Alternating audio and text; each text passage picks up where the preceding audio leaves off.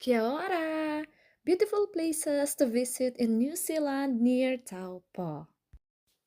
Magto 2 weeks pa lang ako dito sa New Zealand pero sobrang namamangha ako sa place na ito.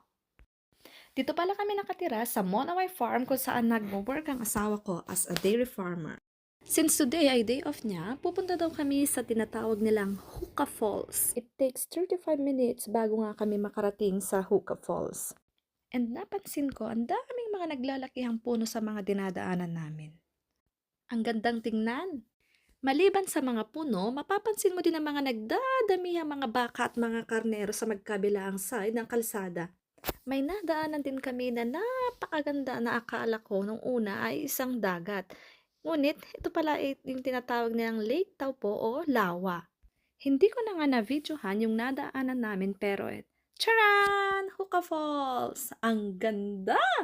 Sabihin nyo ng OA pero mapapawaw ka talaga sa sobrang ganda ng view. Ang linaw ng tubig, napaka-blue.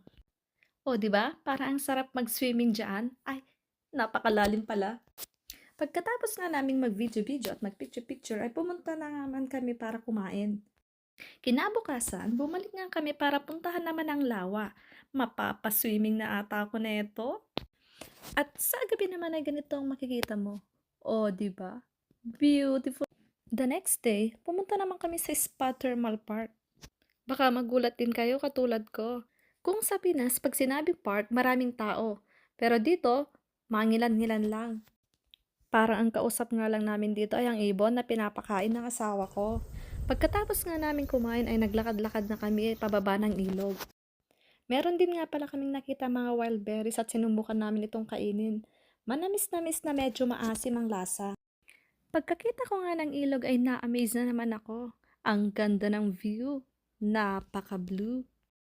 Kung hindi ko nga lang naisip na nandito ako sa New Zealand, baka kanina ko pa to inadobo. Siyempre, hindi rin mawawala ang picture-picture. Nakalimutan ko palang sabihin na ang lahat ng mga napuntahan namin ay for free. At dyan na nga nagtatapos ang ating short vlog. Hanggang sa muling pagkikita. Paalam!